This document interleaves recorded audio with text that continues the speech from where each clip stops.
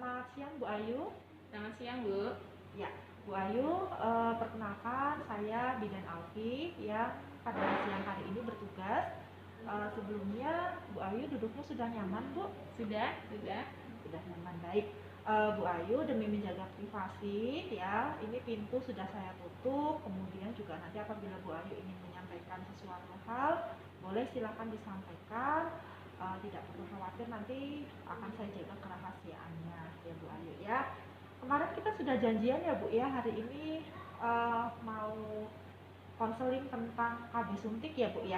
Iya, Bu Ayu kemarin ingin tahu tentang KB suntik gitu ya. Iya. Alhamdulillah hari ini kita bisa ini ya bertemu, dan nanti saya akan menjelaskan tentang KB suntik gitu ya. Prosedurnya nanti saya akan menjelaskan semua hal tentang KB suntik. Kemudian waktunya kurang lebih 10 menit, dan nanti jika ada yang ingin ditanyakan bisa silakan ditanyakan ya. Tujuannya adalah untuk menambah pengetahuan ibu tentang suntik, sehingga nanti ibu bisa dapat membantu, setelah ibu mengetahui ini semua, dapat membantu ibu untuk mengambil keputusan ya akan menggunakan KB jenis apa itu ya Bu ya. Oke, ada yang ingin ditanyakan Bu sebelum saya mulai? Kebetulan belum, Bu. Belum, baik. Ya, Bu Ayu, ini saya mulai ya, Ya. untuk menjelaskan tentang KB suntik. Ya, jadi sebelumnya Bu Ayu, suntik itu ada dua, suntik 3 bulan dan suntik 1 bulan. Ya, kalau bedanya suntik 3 bulan tentunya diberikan setiap 3 bulan sekali. Kemudian kandungan hormonnya adalah satu hormon, yaitu hormon progestin. Kalau suntik yang 1 bulan disebut juga dengan suntikan kombinasi. Dia disuntikan setiap 1 bulan sekali dan mengandung 2 hormon, estrogen dan progesteron. Nah, itu ya. Kemudian nanti yang membedakan adalah ada orang-orang yang bisa menggunakan suntik 3 bulan dan orang-orang yang bisa menggunakan suntik 1 bulan. Ya, gitu. Baik, kemarin Ibu ingin diinformasikan tentang suntik 3 bulan ya? Iya, yang tidak setiap bulan datang, Bu. Iya, baik Bu. Baik, di sini saya akan mulai ya Bu ya. Di sini ada menggunakan lembar balik, Ibu bisa membaca di sini sambil saya jelaskan ya Bu ya. Di sini untuk suntik 3 bulan, itu yang Ibu tahu, itu jenis metode kontrasepsi yang bagaimana? Yang cuman tahu yang disuntik, cuman dia tidak mempengaruhi ASI gitu ya, Bu ya. Oh iya, bagus sekali Bu. Ya, jadi yang Ibu sampaikan itu betul ya. Jadi metode suntik ini adalah metode kontrasepsi yang digunakan setiap 3 bulan sekali dengan cara disuntikkan ya, dengan cara disuntik, dan efektivitasnya itu sangat tinggi Bu untuk mencegah terjadinya kehamilan. Tentunya apabila ibu tidak terlambat untuk melakukan penyuntikan ya, jadi sesuai dengan jadwalnya. Kemudian ada kelebihan dan kerugiannya Bu. Di sini mudah untuk berhenti. Artinya ibu kalau misalkan ingin berhenti dari kontrasepsi suntik ini, pada saat datang jadwalnya ya sudah, ibu tidak perlu melakukan kunjungan ulang untuk suntik. Gitu. Kemudian di sini perlu waktu untuk mendapatkan haid. Ya, jadi kesuburannya itu saat seorang ibu menggunakan KB suntik 3 bulan, kemudian dia ingin hamil, itu untuk mendapatkan kesuburan atau untuk mendapatkan menstruasinya lagi setelah habis masa 3 bulannya itu lama Bu. Jadi tidak langsung datang gitu. Biasanya nanti menunggu kurang lebih ada 3 bulan lebih gitu ya. Tapi ya itu tergantung dari individunya Bu. Tidak semua individu itu begitu ya. Tingkat kesuburan setiap orang itu berbeda Bu. Ya. Kemudian aman bagi hampir semua perempuan. Artinya tidak ada masalah yang serius perempuan-perempuan menggunakan KB suntik 3 bulan ini ya. Kemudian merubah haid bulanan. Nah, inilah kerugiannya Bu. Jadi dia merubah haid bulanan ya. Rata-rata orang yang menggunakan suntik 3 bulan itu dia tidak haid. Ya, tidak haid atau hanya bercak-bercak saja. Gitu.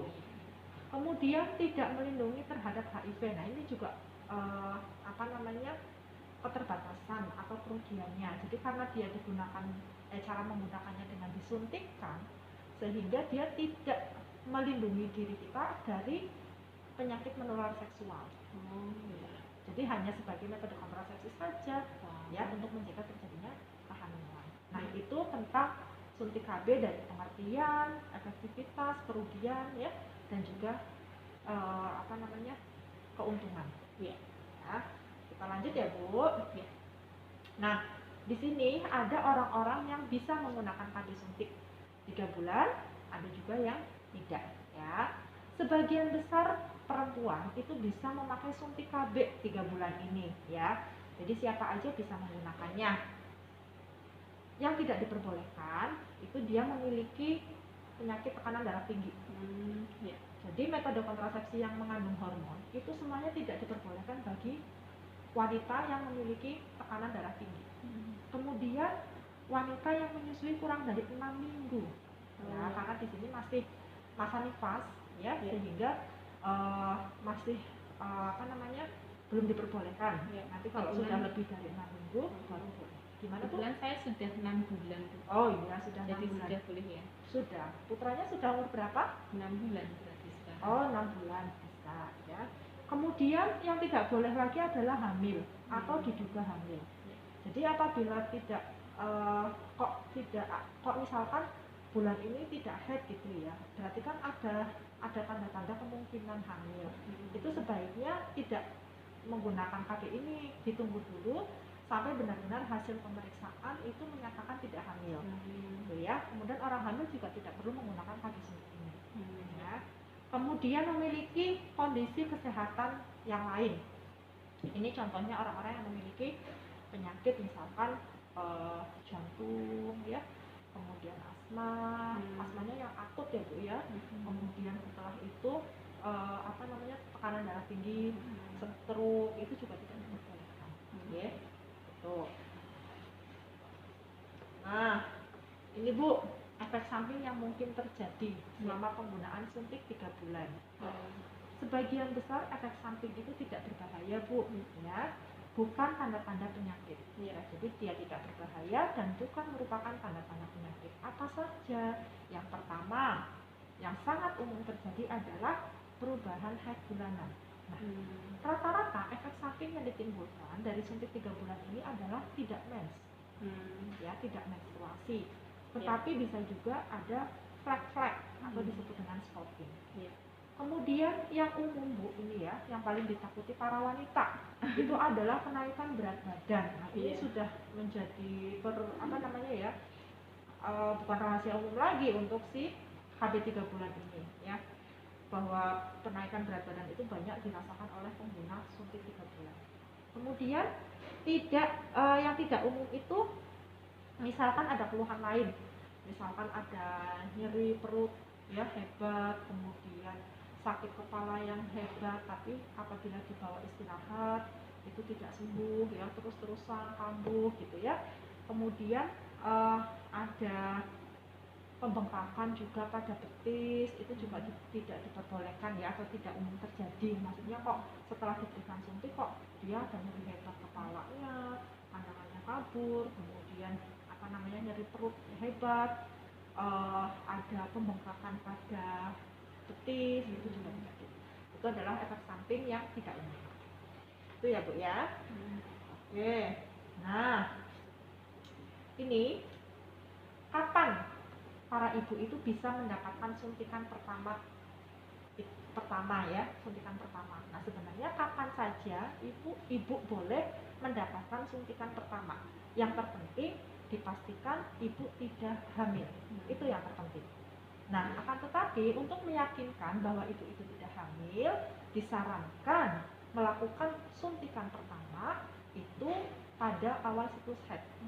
Jadi masih haid ya, hari kedua atau ketiga atau hari pertama sekalipun nggak apa-apa memulai untuk suntik. Ya, itu karena sudah dipastikan dia tidak hamil. Begitu Bu. Ya. Jadi disuntik di di bokok, tetapi nanti disuntikannya 3 bulan sekali. Dan dipastikan tidak hamil, ya, dipastikan tidak hamil, bisa pada awal siklus menstruasi. Sampai sini ada yang mau ditanyakan Ibu? Ya, sudah. Ya, baik. Nah, ya, mendapatkan suntikan. Jadi suntikan itu akan diberikan di kokong. Ya, tadi sudah saya sebutkan. jangan mengusap bagian yang disuntik. Jadi setelah ibu disuntik, pokoknya jangan diuyel-uyel ya. Udah biarkan, sudah begitu sudah selesai disuntik, sudah jangan lakukan gosokan-gosokan ataupun usapan-usapan ya pada bekas suntikan. Kapan harus kembali? Karena suntiknya 3 bulan, ya kembali setiap 3 bulan sekali ya. Kalau sudah lewat gimana Bu? Ya silakan tetap kembali ke tenaga pelayanan kesehatan. Nanti untuk dicek ya apakah ibu tidak dalam keadaan hamil, bisa mendapatkan suntikan selanjutnya, atau harus disarankan menggunakan metode yang lain. Nanti silakan bisa dikonsultasikan ya. Harapannya setiap sudah diberikan jadwal oleh Bu Bidan, ya datang tepat dengan sama dengan waktu yang sudah ditetapkan. Ya, begitu Bu Ayu, ya, sudah selesai penjelasannya. Nah, ini ada yang perlu diingat Bu. Yang perlu diingat adalah yang pertama, jenis suntikannya apa sih? Jangan sampai ketukar. Oh, saya itu suntikannya 3 bulan atau 1 bulan. Nah, itu harus diingat ya. Oh, suntikan saya 3 bulan. Kemudian kapan harus kembali? Dilihat jadwalnya. Biasanya nanti akan diberikan kartu ya, nah itu akan dituliskan kapan tanggal harus kembali ya. Efek samping umum tidak berbahaya, datang kembali jika terasa mengganggu. Nah, efek samping yang tadi saya sebutkan itu adalah hal yang umum, biasanya terjadi di awal-awal pemakaian.